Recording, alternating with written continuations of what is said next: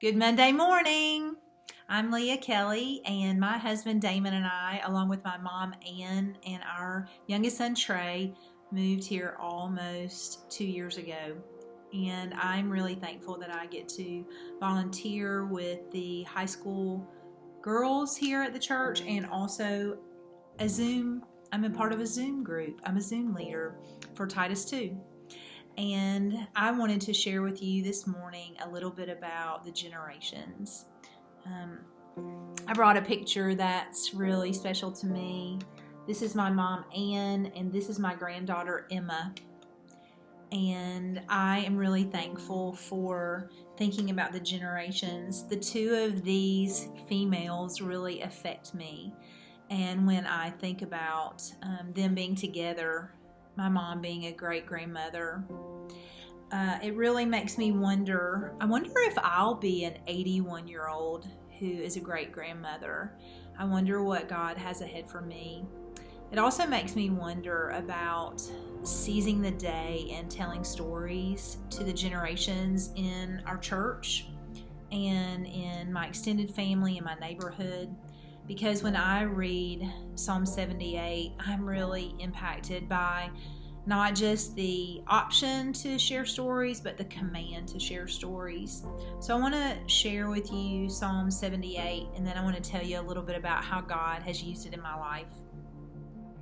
This is Psalm 78, starting with verse 1 and reading through verse 11. I'm reading from the English Standard Version.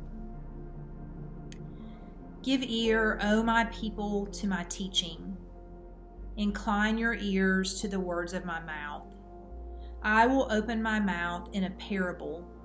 I will utter dark sayings from of old, things that we have heard and known that our fathers have told us.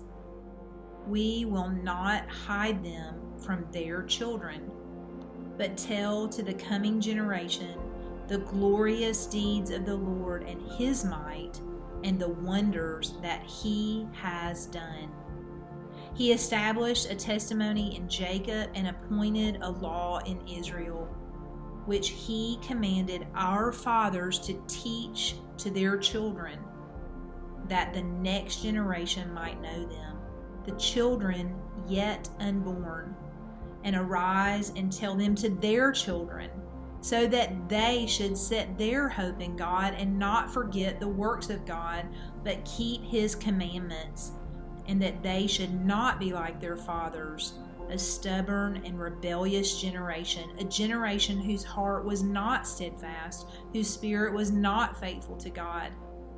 The Ephraimites, armed with the bow, turned back on the day of battle. They did not keep God's covenant, but refused to walk according to his law. They forgot his works and the wonders that he had shown them. This psalm has been used in my life since I was a high school student, and I noticed that it is continuing to impact me because when I was a high school student, I was imagining about future generations. But now I'm a person who is living in between my mother and then Damon and I, and then our 3 sons, and now 2 of them have wives and our granddaughter. And so I'm now living in between these 4 generations. And I'm aware that God is continuing the story that he started in me as a high school student when I first heard the gospel.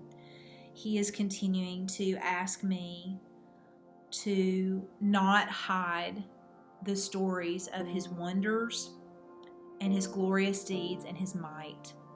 So today, as you start your week, I hope that you might think about who are people in your life older than you or younger than you. Maybe those older than you have already shared stories of God's might and wonders, his praiseworthy deeds. Maybe take time to thank them. Call them, write them a letter. And maybe there are people in our church that are younger than you, in your neighborhood, in your extended family, that you could also take the time to reach out to call, to write a letter to.